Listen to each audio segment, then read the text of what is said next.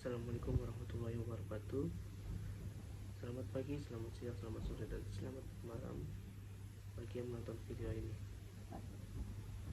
Sebelumnya, perkenalkan, nama saya Lutfian Ahmad Fauzan sebagai pengamat sosial dari Universitas Negeri Jakarta.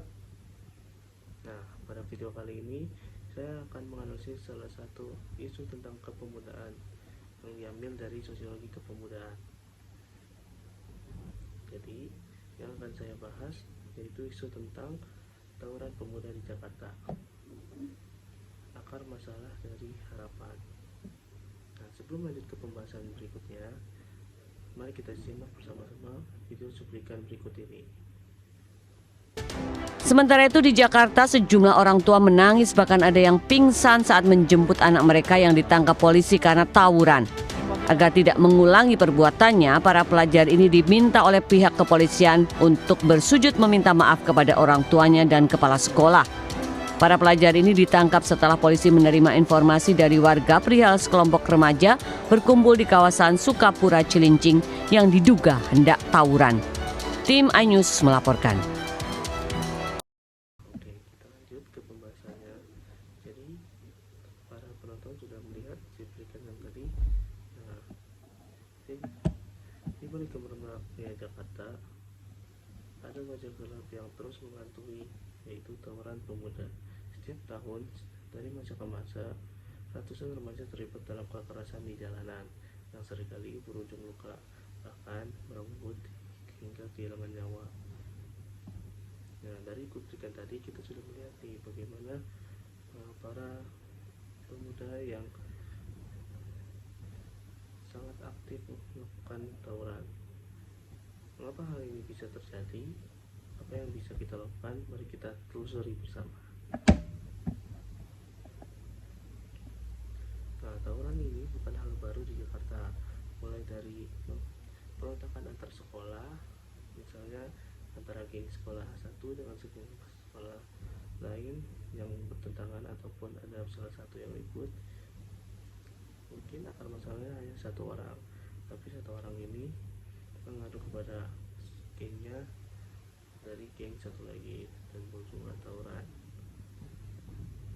hingga geng pemuda yang memperebutkan suatu wilayah. Bahkan adanya korban jiwa yang terus berjatuhan, sementara trauma dan ketakutan yang masih berbekas di hati masyarakat.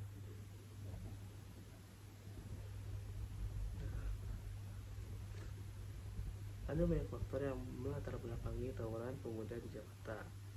Yang pertama itu lingkungan sosial yang keras. Nah, mungkin pemuda-pemuda yang terlibat dengan tawuran itu punya lingkungan yang keras, dan mereka terus ditempa yang tidak ada norma-norma di dalam lingkungan tersebut, hingga apapun yang mereka lakukan itu bisa memuaskan hasrat mereka. Itulah yang disebut lingkungan yang keras. Lalu ada minimnya pengawasan keluarga. Nah, keluarga ini penting karena rumah pertama kita untuk belajar, dan juga pemuda-pemuda yang sering ikut tawuran mungkin pengawasan dari keluarganya kurang, sehingga mereka dari kecil melakukan hal bebas, sehingga mereka tidak merasa bersalah saat melakukan hal kekerasan tersebut seperti tawuran. Lalu ada rasa frustasi dan krisis identitas. Lalu ada tekanan dari kelompok Subayana. Tekanan dari kelompok Subayana ini juga menjadi faktor yang melatar belakangi terjadi tawuran, karena teman-teman yang tidak mendukung terus mungkin bisa menjadi bully, dan juga misalnya ada teman yang lu cemen kalau nggak lakuin ini, lu cemen kalau tawuran nggak bunuh orang. Nah, mungkin bisa menjadi tekanan bagi pemuda itu hingga terlibat tawuran. Lalu dampak apa saja yang terjadi jika para pemuda itu terus tawuran? Ada dampaknya ini tidak main-main. Yang pertama itu luka fisik. Luka fisik ini bisa luka fisik ringan ataupun berat. Luka fisik ringan hanya mungkin kita hanya terpleset atau jatuh saat berlari naik aspal. Nah, kalau luka fisik yang berat itu mungkin kita bisa patah tulang, hilang tangan satu, ataupun tidak bisa jalan hingga lumpuh. Lalu ada putus sekolah. Nah, bisa saja aturan di sekolah beberapa siswa yang mengikuti tawuran mungkin dikeluarkan dan hingga pemuda itu tidak bisa melanjutkan pendidikannya. Lalu juga di sekolah ada aturan pertama di Jakarta, yaitu mendapatkan beasiswa Kartu Jakarta Pintar atau KJP. Nah, mereka siswa-siswa yang terlibat dalam tawuran akan diputus beasiswanya, terutama KJP, dan tidak mendapatkan bantuan dari pemerintah.